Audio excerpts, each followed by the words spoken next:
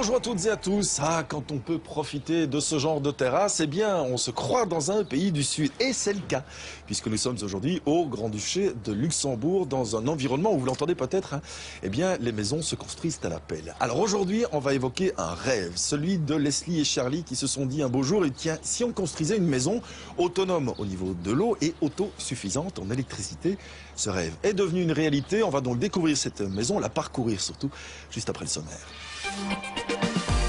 Marion de Donker est architecte d'intérieur, mais passionnée par le travail des matières, elle est devenue menuisière. Dans le désert américain du Nouveau-Mexique, des pionniers du développement durable ont construit les Earthships, ces incroyables bâtisses écologiques. Lessive, repassage, rangement, le linge prend de la place dans un logement. Pour se faciliter la vie, on fait le point sur les buanderies. Quelques planches de bois clair et de jolis cubes pour ranger. Robert et Valentine fabriquent un cadre de lit idéal pour les grands et les petits.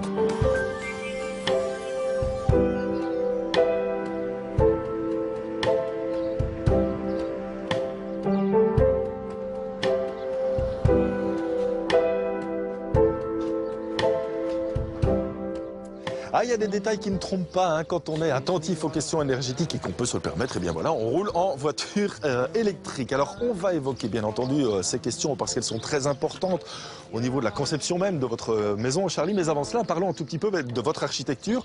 On est ici dans un environnement, on va dire, luxembourgeois. Et vous venez avec cette maison qui représente l'architecture d'aujourd'hui. Oui, on part d'une conception de l'intérieur du bâtiment. On définit les ouvertures et les volumes en fonction de l'orientation, des vues qu'on a. Et justement, l'orientation, elle n'était pas terrible. Non, le sud se trouve sur l'avant droit de la maison. Donc ça veut dire que le bâtiment voisin nous fait une ombre portée de la fin de matinée jusqu'au début d'après-midi. Donc on a fait des ouvertures sur 3 niveaux avec un vide qui permet d'amener la lumière sur l'espace de vie pendant cette période où le bâtiment est ombré. Et puis on capte la lumière sur la fin d'après-midi, sur le coin avant droit de la maison. Et puis il y a aussi ce jeu de volume et de coloris différents qui permet de ne pas alourdir la maison. Oui, si on était parti sur un simple cube rectangulaire, ça aurait été un petit peu massif et d'autant qu'avec les toitures plates, ça accentue cet effet de boîte. Donc on essaye d'alléger les volumes et que ces volumes aient un sens entre l'intérieur et l'extérieur. Vous venez de parler de toiture, on découvre déjà quelques-uns des panneaux que vous avez placés sur cette toiture. On va surtout aller se balader à l'intérieur maintenant. Squeeze me while I die a million times before I meet your eyes with mine and find all the promise. Oh, que j'aime ça, Chassagne Montrachet, Viré-Clissé. On va revenir sur cette cave à vin avant peut-être de faire péter le bouchon, comme on dit, mais avant cela. Leslie, parlons un peu de l'univers de cette habitation. C'est vrai qu'aujourd'hui, on a beaucoup de chance, il fait beau, et donc la maison, elle est baignée par la lumière. Oui, c'était le but de choisir ce terrain par rapport aux autres, parce qu'on avait la possibilité d'avoir l'éclairage sur toute cette façade, d'ouvrir toutes les fenêtres et d'apporter un maximum de clarté dans la maison. Vous vouliez une maison très très ouverte, ça se voit ici au niveau de la cuisine, ça se voit aussi avec ces mezzanines. Oui, le lien était d'avoir un contact avec les étages et les personnes qui se trouvent à l'étage, mais aussi d'apporter encore de la lumière par le dernier étage où on ne peut pas avoir d'ombre portée du voisin. Et donc du coup, on entend bien Clara qui chantonne, qui parle aussi peut-être dans sa tête du blanc qui est omniprésent, que ce soit au niveau des plafonds, des murs et du sol. Oui, ça c'était à la base un choix esthétique d'avoir du blanc partout, mais ça renforce l'idée d'avoir de la clarté par la couleur sur les murs, le sol et le plafond. Eh bien justement, on va changer complètement d'univers maintenant. On va aller pousser les portes d'un appartement. Vous allez voir, la couleur est très très importante. Quand une architecte d'intérieur se passionne pour le bois et la menuiserie, eh bien ça donne ceci. Ici, dans la chambre de Clara, de la princesse Clara, qui est concentrée sur son puzzle. Les chambres, vous les vouliez avant tout pratiques? Oui, pratique, donc suffisamment grande, mais dont l'espace ne sert que dormir, jouer. Et on a retiré tout ce qui était dressing pour les mettre sur le palier et avoir le plus de place possible à l'intérieur. Et j'ai vu que juste à côté, la chambre du futur est prête. Exactement. Vous venez de parler du dressing. Ce sont ces grandes armoires. Oui, ce sont des grandes armoires qu'on a placées sur le palier, qui servent à toute la famille et ça permet de centraliser les choses donc pour prendre ses vêtements comme pour les ranger après le lavage. Quand on est ici sur ce palier, il y a évidemment aussi ce mariage entre le bois et le blanc. Oui, bah, le blanc a un côté froid, donc ce qu'on voulait, c'était mettre du bois pour rendre la maison plus chaleureuse, pas avoir juste du blanc partout. Oui. Et alors au niveau du sol, c'est quel genre de matériaux qu'on retrouve? C'est du polyuréthane, donc c'est une résine, il n'y a pas de joint, et donc ça permet d'avoir quelque chose de très uniforme et qui agrandit l'espace. Et qui est agréable pour les petits pieds quand on marche à pieds nus. Par contre, question à 2,50 €, on entretient ça facilement? C'est très facile à nettoyer, c'est vite Oui, à sale nettoyer, parce oui. que c'est blanc, mais c'est facile à nettoyer parce qu'il n'y a pas les joints et puis ça glisse tout seul. Courage, the sweet relief of knowing nothing comes for free.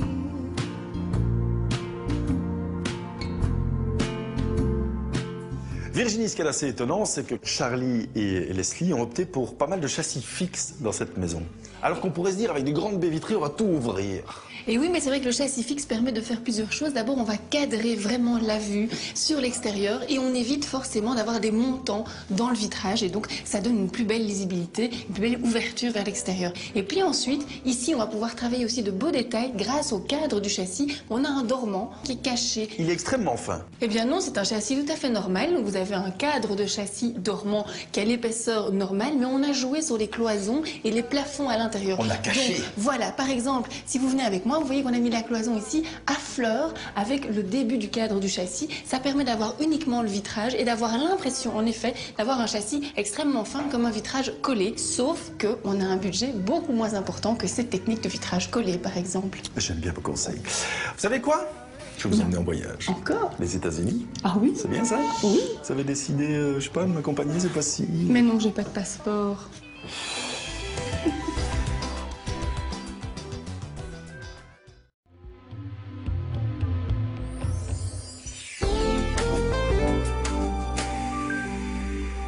Bon, on revient sur cette terrasse avec vous, Charlie, parce que je l'adore, d'abord cette terrasse, mais aussi parce que j'avais envie d'évoquer les aspects énergétiques de cette maison. On l'a dit tout à l'heure, hein, vous êtes autosuffisant en électricité. Ça veut dire quoi? Donc ça veut dire que toute la consommation du bâtiment et de la voiture sont produites par l'installation photovoltaïque de la maison. C'est vrai que la voiture, ça consomme à peu près la moitié de toute l'énergie. Hein. Dans le cas présent, sur une base de 35 000 km par an, ce qui est notre kilométrage moyen annuel. Alors au-delà de l'aspect photovoltaïque, il y a aussi toute la question du chauffage. Oui, donc là-bas c'est une maison passive, donc l'objectif était de diminuer au maximum les besoins en chaleur du bâtiment.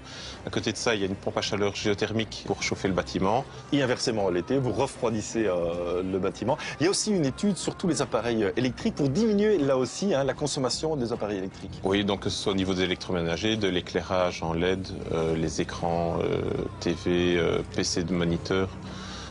Sont en LED pour réduire la consommation. Alors ça, c'est pour l'aspect électricité. Il y a aussi un autre aspect important, c'était d'être autonome au niveau de l'eau, grâce entre autres à un double système de filtration d'eau de pluie. Oui. Donc la base, on capte l'eau sur la toiture, qui est stockée dans un réservoir, une citerne d'eau de pluie, dans ce cas-ci 20 000 litres. À partir de là, on utilise l'eau de pluie pour les bains, les douches, les lavabos, donc avec une triple filtration, filtre à charbon actif et désinfection UV. Et cette eau va être réutilisée pour d'autres besoins. Oui, donc au deuxième passage, on l'utilise pour les WC, l'arrosage, enfin les utilisations classiques de l'eau de pluie.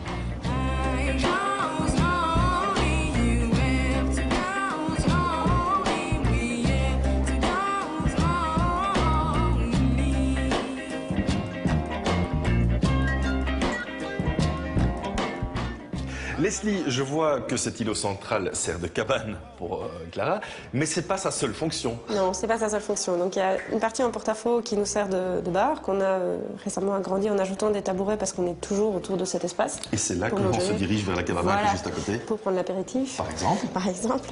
Puis on a continué avec la plaque de cuisson à l'extrémité. On a de nouveau remis un porte-à-faux. Là, c'est plus une question d'esthétique. Et puis alors on a ces rangements parce que je crois, j'ai l'impression en tout cas que vous détestez les appareils électroménagers. Oui. En tout cas, ils peuvent pas être vus. Non, donc le principe c'est d'avoir une armoire qu'on peut ouvrir, dans laquelle sont rangés tous les appareils électroménagers, pas que ça dans ce cas-ci, et tous les appareils sont branchés. Donc quand on veut l'utiliser, on le sort et on le met en marche. Tout a été prévu donc dans cette maison. Exactement. Vous êtes content de votre buanderie, vous?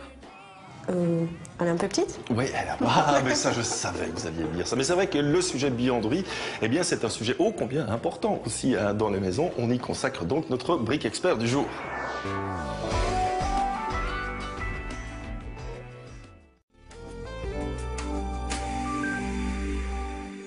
Dites-moi Virginie, vous mettez des lunettes maintenant? Bah ouais, je vois plus rien.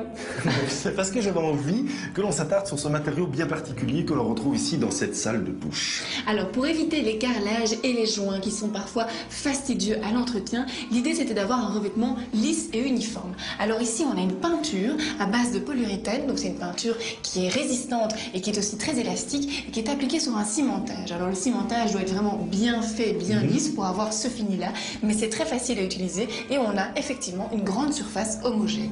Au niveau du sol, on retrouve quoi, une douche à l'italienne? Alors à l'italienne, oui, parce qu'on est de plein pied avec le béton, donc ça c'est vraiment l'expression de la douche à l'italienne.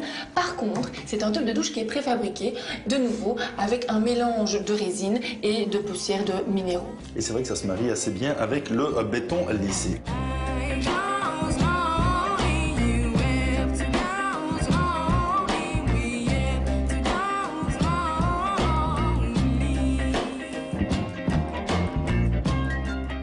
Virginie, quelque part, mais cet escalier, il va aussi structurer la maison. Et oui, on a ici une pièce centrale, donc il va traverser 3 niveaux. Et effectivement, un escalier, dans une maison, c'est souvent un budget. Alors ici, on a une bonne idée, une bonne astuce. On est simplement parti sur un escalier en hêtre qui a été peint en blanc, donc il se marie très très bien avec l'univers de la maison. Et par contre, on a travaillé les à côté. Vous avez le claustrat en bois et ce mur en béton qui vont donner un côté esthétique à l'ensemble de la cage d'escalier. Parlons et revenons un peu sur l'importance du béton aussi pour l'inertie de cette maison passive. Alors effectivement, c'est un matériau qui va pouvoir accumuler la chaleur et la restituer quand on en a besoin. Et ici, eh bien, on l'a déjà vérifié dans une situation où le chauffage n'a plus été mis en route pendant 2-3 jours. Oui, pendant ces 3 jours, ils avaient perdu 1/2 degré, alors qu'à l'extérieur, eh bien, ça caillait. Eh bien, les températures étaient négatives. Charlie, j'ai une petite question qui me chipote depuis tout à l'heure. On a beaucoup parlé des économies d'énergie, ce que vous avez mis en place pour diminuer la consommation d'électricité, entre autres. Ça, c'est pas une aberration, cette cave à vin? Non, ça, elle ne consomme rien. C'est-à-dire? Donc il s'agit en fait d'une boîte isolée autour du vin. Le vin est posé sur la terre et donc il n'y a pas de système de climatisation pour la rafraîchir. Pas d'électricité, si ce n'est la lumière. Oui, quand on veut le faire joli. Deuxième petite question, on les regarde pendant longtemps ces bouteilles ou à un moment Pas de problème, il est prêt à boire. C'est vrai? Ouais. Bon alors on découvre le truc de Robert et Valentine et pendant ce temps-là, on en profite. Ça va.